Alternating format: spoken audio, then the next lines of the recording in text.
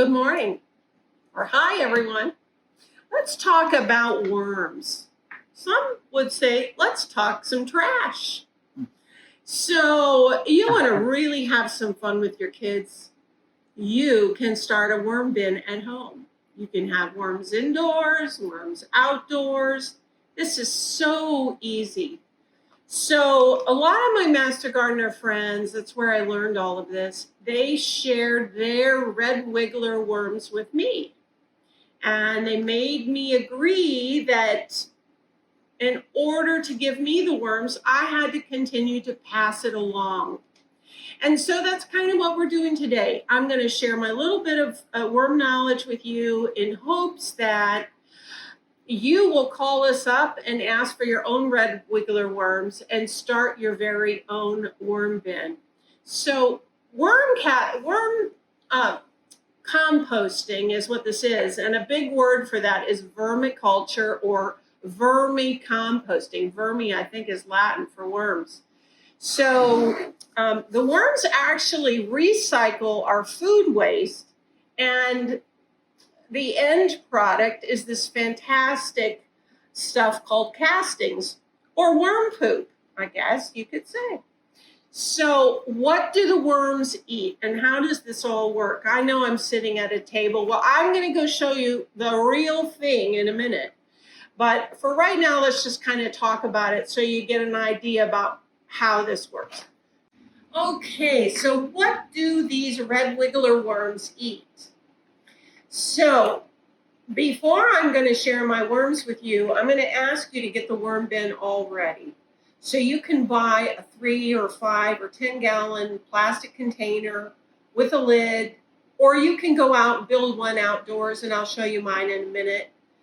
To begin, you need some shredded newspaper that you have moistened good with water, and then you need some food. And so worm food is very non-specific, but I'll tell you what I put in there. Every day we eat vegetables in my house. I hope you do in yours. So all those vegetable trimmings I save, and then weekly I feed my worms. What a great pet, huh? You only have to feed them once a week. So I put the tops of the zucchini, the squash, maybe the brown leaves from the lettuce, the tomato core, the cucumber peel. I put crushed eggs after I make breakfast. Any paper towels that maybe I have dried my hands on, they go into this bin. All of the newspaper that we enjoy, and we get 2 subscriptions every day. They are shredded also and fed to my worms. I drink coffee. And so the coffee grounds and the coffee filter, they also go into the compost bin. It's probably easier to talk about what I don't want you to put in the worm bin, and that would be any kind of citrus fruit or peels. That's like grapefruit, oranges, lemons, limes. Do not put any kind of meat in there or meat bones, and try not to put any kind of oils. So, and that pretty much, I think, covers it. This is some finished castings. It's very granular, just kind of exactly like coffee grounds. And you could store this in a bucket indoors or outdoors and amend the soil as you needed.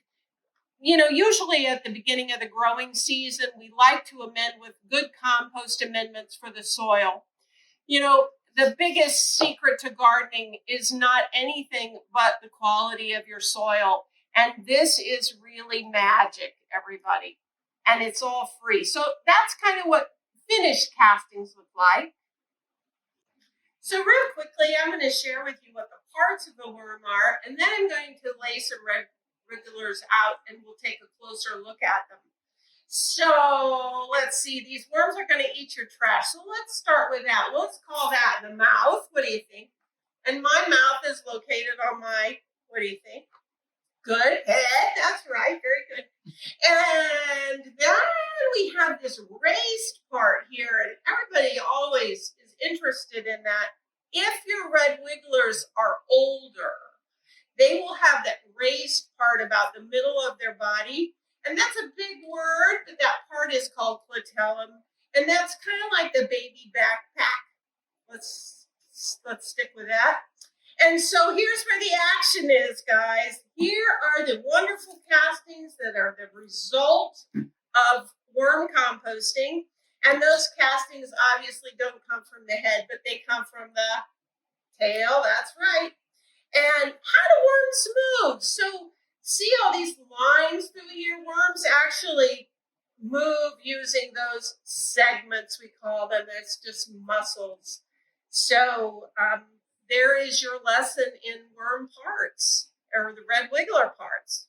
So these are a few red wigglers I brought in from the compost bin, and I will just show you. These worms multiply vigorously. Do you see all the activity? So obviously they don't like the light because worms live under the ground. Red wigglers live very close to the surface, but it's still very dark. And so you're going to see them try to escape the light right now. Red wigglers also don't like the dry environment, like being out on top. They like it moist and dark. So if you take a look at this red wiggler there, I don't see any clitellum, so that's quite the baby. But you see him wiggling around? Let's see if we have a bigger one in here. So I see there's a nice one. I see some cardboard. I see a paper towel here. I see some coffee grounds in here. So the secret, guys, is these actually have been in here for 2 weeks. Can you imagine that? So you see lots of other very interesting little microorganisms as so many things are happening under the soil. And your kids will be absolutely fascinated by this. So a great book suggestion for you and your family to get started is this, Worms Eat My Garbage. I think I got this used off of Amazon. I recommend it to everybody. It's a great little reference book. And great fun with the children is The Diary of a Worm. This always gets a lot of laughter. So we've come out to the garden. I'd like to show you how you would build a worm bin outside. I don't know what the measurements are, but you can see there's a lid and there's 4 sides, and the bottom is hardware cloth. It keeps the varmints out. And then I put these heavy pavers around to keep, to keep the big rodents out of here. So let's have a look. It's really fun. Look here, here's an avocado seed. It grew, right, from the compost bin, and here comes a tomato. So here is a brief look inside the compost bin.